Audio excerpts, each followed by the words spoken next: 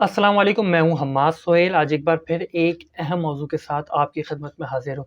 किसी भी मुल्क के लिए वहाँ एनर्जी का होना जो है वो बहुत ज़रूरी होता है।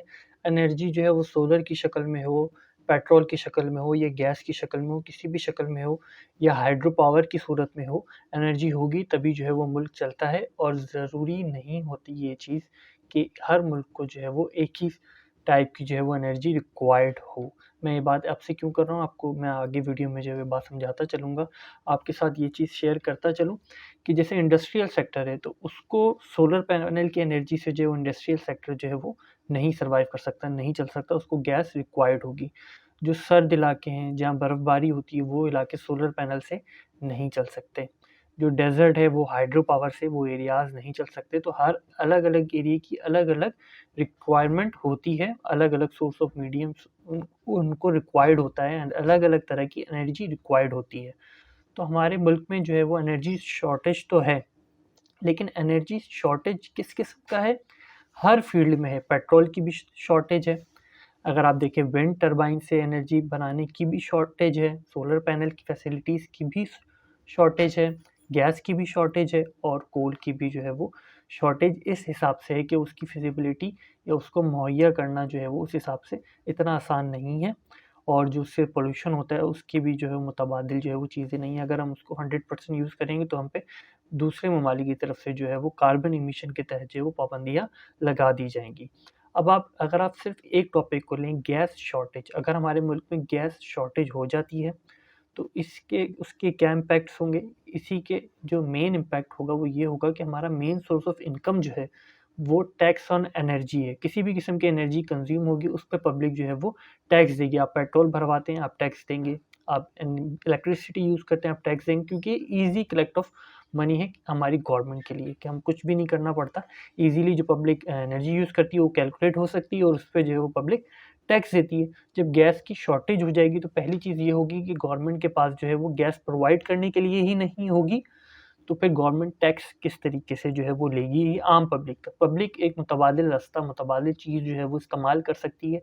जैसे कि आपके घर गैस नहीं आ रही तो आप एलपीजी ले लेंगे, सिलेंडर भरवा कर ले आएँगे। अगर आप वो भी नहीं कर सकते तो आप 3, 4, 6, 8 सोलर पैनल लगाकर इतनी इलेक्ट्रिसिटी बना लेंगे कि आप एक इलेक्ट्रिक स्टोव जो है वो आप इस्तेमाल कर सकें और उस पर जो है वो आप खाना बना सकें। ये जो हाउसहोल्ड की रिक्वायरमेंट तो पूरी हो जाएगी। अब सीएनजी सेक्टर या फ्यूल सेक्टर ले लें तो वहाँ पे एलपीजी आ जाएगी। अगर एलपीजी नहीं भी आए और सीएनजी बंद भी हो जाए तो आप जो है वो पेट्रोल से जो है वो उसको चला सकते हैं।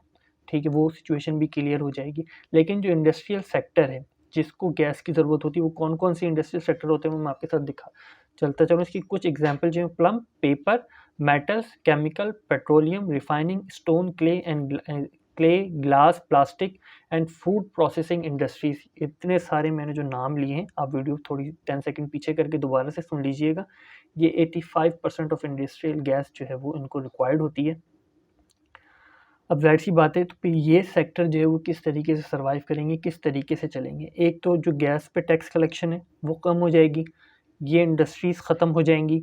सबसे पहले जो छोटे इंडस्ट्रियलिस्ट होते हैं, जो ज़्यादा टाइम सर्वाइव नहीं कर सकते, मुतबादिल नहीं अपना सकते, वो ख़त्म होंगे। उनकी टैक्स कलेक्शन जो गवर्नमेंट को उनसे टैक्स मिलता है, वो बंद हो जाएगा। फिर बड़ी इंडस्ट्रीज़ जो है वो दूसरे ममालिक में चली जाएँगी। अगर एक इंडस्ट्री किसी दूसरे मुल्क में चली जाती है, तो उसका हमारे मुल्क में वापस आना जो है वो बहुत मुश्किल हो जाता है।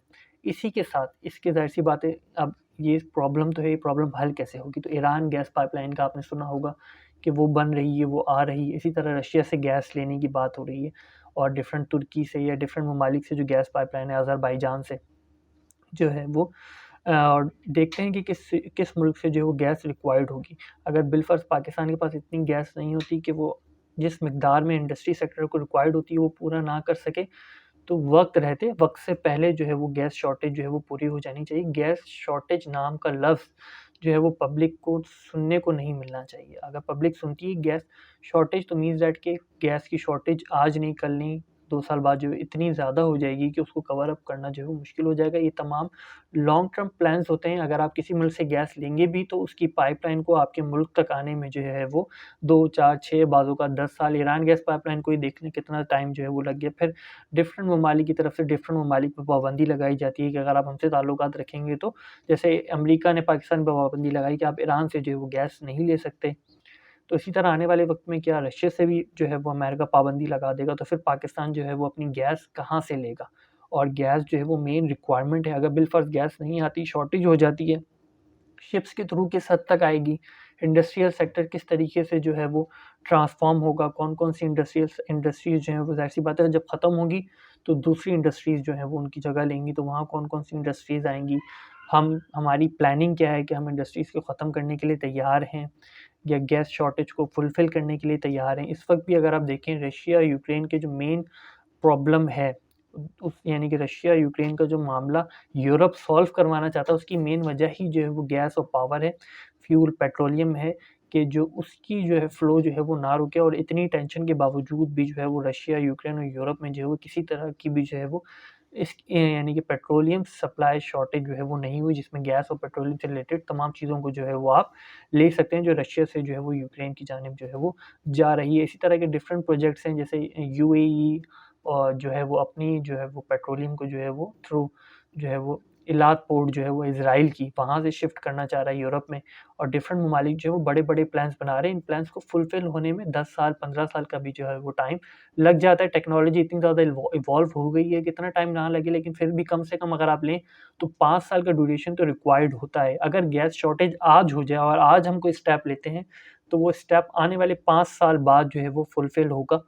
तो ज़ाहिर-सी बात है कि ये बहुत ही संगीन मौज़ू है, इस पे हमें गौर-व-फ़िक्र करने की ज़रूरत है कि वो स्टेप्स पहले से ले लिए जाएँ कि जो जिनका इम्पैक्ट जो है वो आने वाले 5 साल बाद जो है वो पड़ रहा हो। अगर गैस शॉर्टेज हमें 5 साल बाद का सामना करना पड़ सकता है गैस शॉर्टेज का, तो गैस की रिक्वायरमेंट आज ही फुलफ़िल हो जानी चाहिए। हमें उस जानिब जो है वो चले जाना चाहिए, हमारे पास मुतबादिल रास्ते हों कि हम वहाँ से जो है अपनी गैस ले सकें। लेकिन डिफरेंट ममालिक ने हर मुल्क के पास जो है वो 2 या 3 जो है वो मुतबादिल रास्ते होते हैं, किसी भी किस्म की शॉर्टेज को जो है वो ख़त्म करने के लिए। जैसे आप इसकी एक छोटी-सी मिसाल ले लें इंटरनेट केबल की, आपने सुना होगा कि ज़ेरे समुंदर जो है समुंदर की ज़मीन में जो इंटरनेट केबल आ रही है वो क्रैक हो गई है, वो डैमेज हो गई, लेकिन इस वजह से नेट की स्पीड स्लो है। तो वो क्यों होती है? क्योंकि हमारे मुल्क में जो है वो 2 लाइन्स या 3 लाइन्स जो हैं वो आ रही होती हैं। अगर एक डैमेज हो जाए तो लोड जो है वो दूसरी और तीसरी पे जो है वो ट्रांसफ़र कर दिया जाता है। तो ये इतने बड़े स्केल्स के प्रोजेक्ट होते हैं, इतनी ज़्यादा इन्वेस्टमेंट होती है इनके पीछे कि किसी भी मुल्क की एक नेशनल सिक्योरिटी का जो है वो ये एक अहम हिस्सा होते हैं, एक अहम किरदार होते हैं। अगर इंडस्ट्री चलेगी, टैक्स देगी, तभी जो है वो मुल्क जो है वो अपने आप को सिक्योर कर सकता है। अपनी फ़ौज पे इन्वेस्ट कर सकता है, अपनी टेक्नोलॉजीज़ पे जो है वो इन्वेस्ट कर सकता है। तो होप सो जो है वो आपको पूरा टॉपिक जो है वो समझ आया होगा। कोई भी गलती लगे तो ज़रूर कमेंट में मेंशन कीजिएगा। फिर वक़्त के लिए इतना ही। इस फ़कीर को अपनी दुआओं में याद रखिएगा। खुदा हाफ़िज़ व नासिर फ़ी अमानिल्लाह।